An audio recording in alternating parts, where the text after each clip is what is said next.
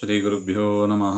कान्ताय कल्याणगुणैकधाम्ने नबद्युनाथ प्रतिमप्रभाय नारायणाय अखिलकारणाय श्रीप्राणनाथाय नमस्करोमि। श्रीमत्सुमध्वविजय तृतीय सर्ग 56ನೇ ಶ್ಲೋಕ, ಅಂತಿಮ ಶ್ಲೋಕ.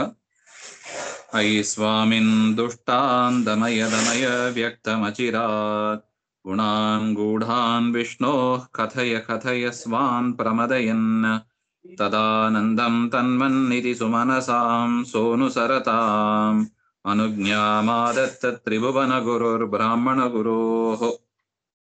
अयि स्वामिन् दुष्टान् दमय दमय व्यक्तम् अचिरात् गुणान् गूढान् विष्णोः कथय कथय स्वान् प्रमदयन् तदा आनन्दं तन्वन् इति सुमनसां सह अनुसरताम् अनुज्ञाम् आदत्त त्रिभुवनगुरुः ಬ್ರಾಹ್ಮಣಗುರೋಃ. ತದಾ ಅಂದ್ರೆ ಗುರುಕುಲವಾಸ ಸಮಾಪ್ತಿ ಸಮಯೇ ವಾಸುದೇವ ತೊಟ್ಟಂತಿಲ್ಲಾಯರು ಅಂತ ಅವರ ಹತ್ರ ಗುರುಕುಲವಾಸ ಮಾಡ್ತಾ ಇದ್ರು.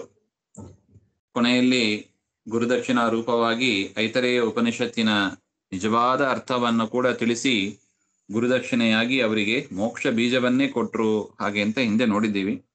ಅದಾದ ಮೇಲೆ ಗುರುಕುಲವಾಸ ಸಮಾಪ್ತಿ ಆಗುವ ಒಂದು ಸಂದರ್ಭದಲ್ಲಿ ಗುರುಗಳು ಪ್ರಾರ್ಥನೆ ಮಾಡ್ತಾರಂತೆ ವಾಸುದೇವನ ಹತ್ರ, ಅಯ್ಯಿ ಸ್ವಾಮಿನ್, ಸ್ವಾಮಿಯೇ, ನಾಥ, ತ್ವಂ ನೀನು ದುಷ್ಟಾನ್ ದಮಯ ದಮಯ, ದುಷ್ಟರನ್ನ ನಿರಾಕರಣೆ ಮಾಡು, ದುಷ್ಟರ ಒಂದು ವಾದ ಏನಿದೆ ಅದನ್ನ ನೀನು ನಿರಾಕರಣೆ ಮಾಡು, ದುಷ್ಟರ ಸಿದ್ಧಾಂತ ಏನಿದೆ ಅದನ್ನ ನೀನು ನಿರಾಕರಣೆ ಮಾಡು. ಸ್ವಾಮಿನ್ ಸ್ವಾನ್ ಪ್ರಮದಯನ್, ಸಜ್ಜನರನ್ನ ಸಂತೋಷಪಡಿಸು, ಸಜ್ಜನರನ್ನ ಸಂತೋಷಪಡಿಸು. ಹೇಗೆ? ಗೂಢಾನ್ ವಿಷ್ಣೋರ್ಗುಣಾನ್ ಅಚಿರಾತ್ ಶೀಘ್ರಂ ವ್ಯಕ್ತಂ ಕಥಯ ಕಥಯ.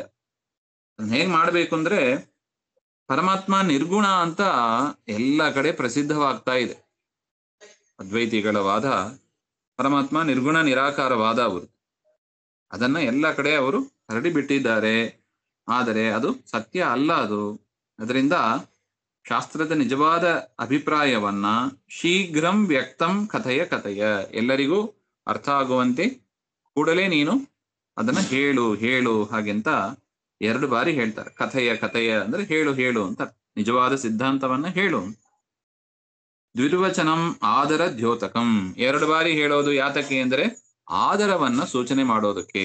ಈಗ ಮನೆಗೆ ಯಾರೋ ಬರ್ತಾರೆ, ಬನ್ನಿ ಅಂತ ಕರೆದ್ರೆ ಅದು ಒಂಥರ ಇರ್ತದೆ, ಓ ಬನ್ನಿ ಬನ್ನಿ ಹಂಗಂತ ಹೇಳಿದ್ರೆ ಆದರವನ್ನ ಅಭಿವ್ಯಕ್ತ ಮಾಡ್ತೀವಲ್ವಾ, ಅದೇ ತರ ಕಥೆಯ ಕಥೆಯ ಹೇಳಿ ಹೇಳಿ ಹಾಗೆ ಅಂತ ಅರ್ಥ. ಇತಿ ಈ ರೀತಿಯಾಗಿ ಅನುಸರತಾಂ ಸುಮನಸಾಂ ಆನಂದಂ ತನ್ಮನ್, ನಿಮ್ಮನ್ನು ಅನುಸರಿಸಿ ಇರುವ ಮುಖ್ಯಪ್ರಾಣ ದೇವರನ್ನ ಅನುಸರಿಸಿಯೇ ಗರುಡಶೇಷರುದ್ರಾದಿ ಎಲ್ಲಾ ದೇವತೆಗಳು ಇದ್ದಾರೆ. ಅವರಿಗೆ ಆನಂದವನ್ನ ನೀವು ಕೊಡಿ. ಯಾಕೆ? ಪರಮಾತ್ಮ ಅವರ ಹತ್ರ ಹೋಗಿ ಪ್ರಾರ್ಥನೆ ಮಾಡಿದ್ದು ದೇವತೆಗಳು. ಈ ರೀತಿಯಾಗಿ ಲೋಕದಲ್ಲಿ ಜ್ಞಾನ ತಿರೋಧನ ಆಗಿದೆ, ತತ್ವವಾದ ಅದು ಹೋಗ್ಬಿಟ್ಟಿದೆ, ಅದರಿಂದ ನೀವು ಅವತಾರ ಮಾಡಿ ಅದನ್ನ ಜ್ಞಾನೋಪದೇಶ ಮಾಡಬೇಕು ಹಾಗೆ ಅಂತ ಪರಮಾತ್ಮ ತನ್ನ ಭೂತಿ, ತನ್ನ ಒಂದು ವಿಶೇಷ ಅಂಶ ಇರತಕ್ಕ ವಾಯುದೇವರ ಆಜ್ಞೆಯನ್ನು ಮಾಡಿ ಅವರು ಭೂಮಿಯಲ್ಲಿ ಅವತಾರ ಮಾಡುವಂತೆ ಮಾಡಿದ್ದು. ಅದರಿಂದ ನೀವು ಸತ್ಸಿದ್ಧಾಂತವನ್ನ ಸರಿಯಾಗಿ ಪ್ರಚಾರ ಮಾಡಿದರೆ ದೇವತೆಗಳಿಗೆ ಸಂತೋಷ ಆಗ್ತದೆ ಹಾಗೆ ಅಂತ ಅವರಿಗೆ ಆನಂದವನ್ನ ಉಂಟು ಮಾಡುತ್ತಾ,